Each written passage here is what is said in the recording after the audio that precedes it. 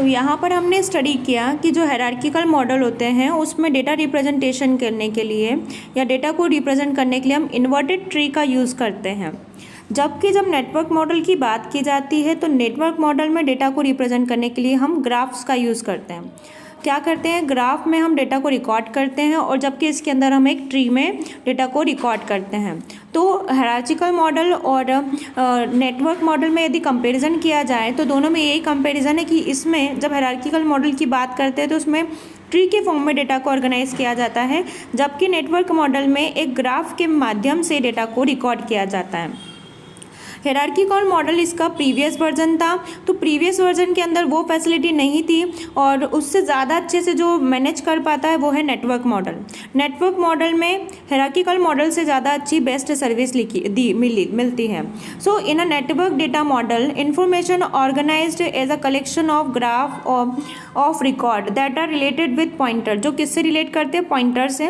Network data model represent data in the systematic manner. जो network data model होता है वो डेटा को एक सिस्टमेटिक मैनर में रिप्रेजेंट करता है, unlike the hierarchical data model है, हायरार्किकल डेटा मॉडल से अच्छे तरीके से।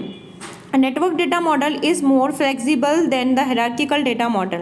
जो नेटवर्क डेटा मॉडल है वो ज़्यादा फ्लेक्सिबल होता है। फ्लेक्सिबल होने का मतलब है कि आप उसको आसानी से डेटा को एक्सेस कर पाते हैं, आप आसानी से डेटा को यूज़ कर पाते हैं। तो ये जो नेटवर्क डेटा मॉडल है वो ज़्यादा फ्लेक्सिबल होता है as compare to hierarchical data model. Still permit efficient navigation, और आसानी से एक डेटा से दूसरी डेटा पर जाने में हमें आसानी होती है। क्लियर। इसके बाद में नेक्स्ट इसके एडवांटेजेस हैं। नेटवर्क डेटा मॉडल के क्या क्या एडवांटेजेस हैं, तो फर्स्ट एडवांटेजेस का, it represent the relation between entities is implied using pointer. Pointer का यूज़ करते हुए एंटिटी और अदर एंटिटीज़ के बीच में रिलेशन को शो करता है। देखो, कभी भी एंटिटी को रिप्रेजेंट करना हो तो हम उसके लिए रेक्टेंगल का यूज़ करते हैं। एंटिटी को रिप्रेजेंट करने के लिए हम क्या करते हैं, रेक्टेंगल का यूज़ करते हैं। और उनके बीच में रिलेशन को शो करने के लिए हम किसका यूज़ करते हैं, डायमंड शेप का यूज़ करते हैं।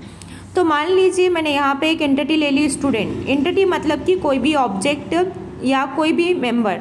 तो मैंने यहाँ पे ले लिया, एक एंटिटी है मेरे पास स्टूडेंट और दूसरी एंटिटी मैंने ले ली यहाँ पर टीचर। अब टीचर का स्टूडेंट से मुझे अगर रिलेशन शो करना है तो हम रिलेशन कैसे शो करेंगे, आपको रिलेशन शो करने के लिए बीच में डायमंड बनाना पड़ेगा और डायमंड के साथ इसके एरो कनेक्ट करना पड़ेंगे। यहाँ ये शो हो रहा है कि जो स्टूडेंट है ये ग्राफिकल रिप्रेजेंट कहलाता है। समझ आया आपको।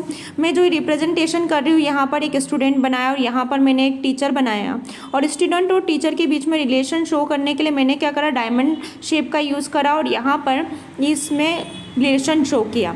तो यहाँ ये रिलेशन शो करता है कि हर एक स्टूडेंट का हर एक टीचर के साथ रिलेशन है, single relation, one two one relation. ठीक है। अगर मैं ऐसी की ऐसी करती, यहाँ पर स्टूडेंट है, यहाँ टीचर है और बीच में डायमंड शेप बना के यहाँ पर एक एरो बना देती, इसका मतलब होता है कि वन टू मैनी रिलेशन, यानी एक जो स्टूडेंट है वो कई सारे टीचर्स से बिलोंग करता है, कई सारे टीचर्स की उसे रिक्वायरमेंट होती है। तो यहाँ पर ये जो वन टू मैनी का कंसेप्ट है, यहाँ पे वन लिखूंगी और यहाँ पे एम लिखूंगी, लेकिन यहाँ पे क्या है, one two one.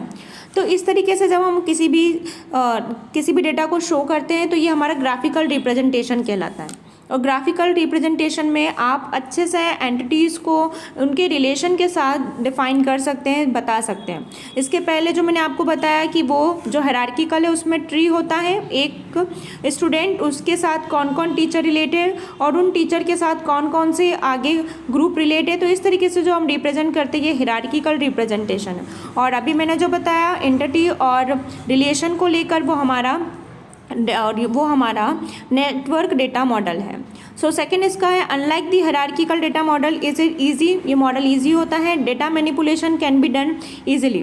Data manipulation, ये शब्द आप हमेशा ध्यान रखेंगे। मैनिपुलेशन का मतलब है उसमें कोई भी चेंज करना, उसमें कोई भी बदलाव करना, या तो आप उसे डिलीट करें, अपडेट करें, अल्टर करें या उसे ड्रॉप करें। इस टाइप का कोई भी चेंज करना डेटा मैनिपुलेशन कहलाता है, मतलब डेटा में बदलाव करना। सो सेकंड थर्ड यहाँ पर मैंने सारे एडवांटेजेस बता दिए आपको नेटवर्क मॉडल के। नाउ जो थर्ड मॉडल है उसका नाम है रिलेशन मॉडल। रिलेशन मॉडल में, in the relation model information is organised in relation मैं आपको पहले ही बता चुकी हूँ। रिलेशन मॉडल में आप क्या करते हो, टेबल बना के डेटा को रिप्रेजेंट करते हो। रिलेशन का मतलब ही क्या होता है, टेबल। सो जब आप टेबल के फॉर्म में डेटा को रिप्रेजेंट करोगे तो उसे हम रिलेशन मॉडल कहेंगे।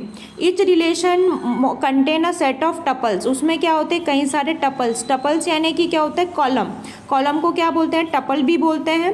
और each tuple contain a field, और हर टपल में क्या होता है, टपल को हम क्या बोलते हैं, रो बोलते हैं। और जो हमारे फील्ड होते हैं उसको हम क्या बोलते हैं, कॉलम बोलते हैं। तो इसमें कई सारे टपल्स होते हैं और कई सारे क्या होते हैं, फील्ड भी होते हैं। क्या क्या एडवांटेजेस हैं इसके। First advantage, the main advantage of this model is its ability to represent data in a simplest format, यानी सबसे आसान तरीके से डेटा को रिप्रेजेंट करता है। आपको पता है एक टेबल में यहाँ बच्चे का नाम लिखा है, उसके सामने नंबर लिखा है, फादर्स नेम लिखा है, और जो भी लिखा हुआ ये एड्रेस लिखा है, ये सारा हमको सिंगल लाइन में मिल जाता है। तो पूरे के पूरा डेटा आपको सीधा सीधा सामने दिख जाता है। एज़ कम्पेयर कि आप यहाँ पर जाएंगे, फिर उसके सब क्लास में जाएंगे, फिर सब क्लास में। तो पिछले जो दो मॉडल थे, नेटवर्क मॉडल और हायरार्किकल मॉडल, उन दोनों मॉडल से अच्छा जो हमारा मॉडल है वो है हमारा relational model. The main advantage of this model is its ability to represent data in a simplest format. Second is the process of manipulating record is simplest with the use of certain key attribute. उनको process करना भी easy हो जाता है हम कुछ की का यूज़ करके। Representation of different type of relation is possible with this model. बहुत सारे रिप्रेजेंटेशन करना, बहुत सारे रिलेशनशिप का मैंने उसमें बहुत आसान हो जाता है, बहुत इजी हो जाता है। तो ये सारे तीन एडवांटेजेस हैं, आपको पता होना चाहिए। सबसे पहला वाला हायरार्किकल मॉडल है, उससे अच्छी सर्विस नेटवर्क मॉडल में मिली, और उससे भी अच्छी सर्विस जो है वो हमारे पास रिलेशन मॉडल में मिली। तो इस प्रकार से हमारे पास ये तीन मॉडल हैं, और तीनों मॉडल के बाद में हमारे पास जो फोर्थ मॉडल है वो है हमारे पास ऑब्जेक्ट ओरिएंटेड डेटा मॉडल। सो आपको ये समझ आ गया होगा कि हायरार्किकल मॉडल से अच्छी नेटवर्क मॉडल में सर्विस थी, और नेटवर्क और हायरार्किकल से बेस्ट रिलेशन में, लेकिन उससे भी अच्छी जो सर्विस प्रोवाइड करता है वो मॉडल है हमारा ऑब्जेक्ट ओरिएंटेड डेटा मॉडल। हम इतना सारे मॉडल का यूज़ कर क्यों रहे हैं, हम इतने सारे मॉडल का यूज़ इसलिए कर रहे हैं क्योंकि हमें डेटाबेस इतने, मतलब हमें रिकॉर्ड स्टूडेंट का इतने अच्छे से करना है कि हम उसे इजी वे में एक्सेस कर पाएँ, हम उसे आसानी से ढूंढ पाएँ। किसी बच्चे का हमें अगर इन्फॉर्मेशन चाहिए ए की बी की, तो हम उसको आसानी से सर्च कर पाएँ, आसानी से हम उसे चेंज कर पाएँ, आसानी से अपडेट कर पाएँ। तो इसीलिए हम कई सारे डेटा मॉडल्स की स्टडी करते हैं, ताकि हम आसानी से कोई भी रिकॉर्ड को डिलीट करना हो, कोई भी रिकॉर्ड को अपडेट करना हो, तो हम उसे अपडेट कर सकें। नेक्स्ट जो लास्ट है object oriented data model. Object oriented data model में क्या होता है, in this object oriented data model information is organize in graph of object. उसमें ग्राफ था, लेकिन वो ग्राफ ऑफ पॉइंटर थे। आप नोट डाउन करेंगे इस पॉइंट को। जो हमारा नेटवर्क मॉडल है उसमें ग्राफ था, लेकिन ग्राफ ऑफ पॉइंटर था। इसके अंदर जो ग्राफ है वो ग्राफ ऑफ ऑब्जेक्ट है। आप ऑब्जेक्ट ओरिएंटेड की बात करें तो ग्राफ तो बनेंगे, लेकिन वो ऑब्जेक्ट के बनेंगे। ग्राफ ऑफ ऑब्जेक्ट से हम इसको यूज़ करते हैं। In the object model information is organised in the graph of object where each object has a number of attribute. हर ऑब्जेक्ट का क्या होता है, एट्रीब्यूट होता है। Attribute can be simple value, complex value और refer to the other object. मैं एक आपको ऑब्जेक्ट ओरिएंटेड मॉडल का, जैसे मैंने ये बनाई एक एंटिटी, इस एंटिटी को मैंने बोला स्टूडेंट। एक स्टूडेंट को मैंने एक एंटिटी बनाया। इस स्टूडेंट का क्या होगा, एक नेम होगा। इस स्टूडेंट का एक रोल नंबर होगा। इस स्टूडेंट का क्या होगा, एक एड्रेस होगा। इसके अलावा उसका एक स्कॉलर नंबर होगा, मोबाइल नंबर होगा। तो ये जो सारे दिख रहे हैं ना आपको, ये सारे उसके एट्रीब्यूट कहलाते हैं। और ये जो है एक एंटिटी है, तो ग्राफ में रिप्रेजेंट किया लेकिन विथ एट्रीब्यूट किया। अब जैसे मैंने नेम ले लिया, तो नेम में भी उसका फर्स्ट नेम होगा, लास्ट नेम होगा, ठीक है। अगर मैंने यहाँ पे स्टूडेंट की डेट ऑफ बर्थ दे दी, तो डेट ऑफ बर्थ के साथ में क्या, उसकी एज मुझे ऑटोमेटिक पता चल जाएगी। अगर एज पता है तो उसकी डेट ऑफ बर्थ पता है, तो मैं उसकी एज भी आसानी से निकाल पाऊंगी। तो ये जो रिप्रेजेंटेशन है वो दोनों से डिफरेंट है, और इसे हम क्या कहते हैं, इसे हम बोलते हैं ऑब्जेक्ट ओरिएंटेड डेटा मॉडल।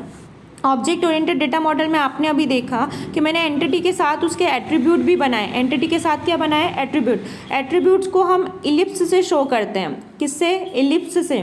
और उन इलिप्स से जो एट्रीब्यूट शो किए उनके भी अलग अलग एट्रीब्यूट हो सकते हैं, जिसे हम कंपाउंड या कॉम्प्लेक्स एट्रीब्यूट कहते हैं। क्लियर। सो डिराइव्ड एट्रीब्यूट भी कहते हैं। तो यहाँ पर कई सारे एट्रीब्यूट का यूज़ करते हुए हम डेटा मॉडल को रिप्रेजेंट करेंगे। तो ये फोर्थ हमारा मॉडल था जिसे हम क्या कहते हैं, ऑब्जेक्ट ओरिएंटेड डेटा मॉडल। यहाँ तक आपको चारों मॉडल समझ में आ गए। मॉडल को क्यों यूज़ करते हैं और किस तरीके से रिप्रेजेंट करते हैं ये भी आपको समझ में आ गया।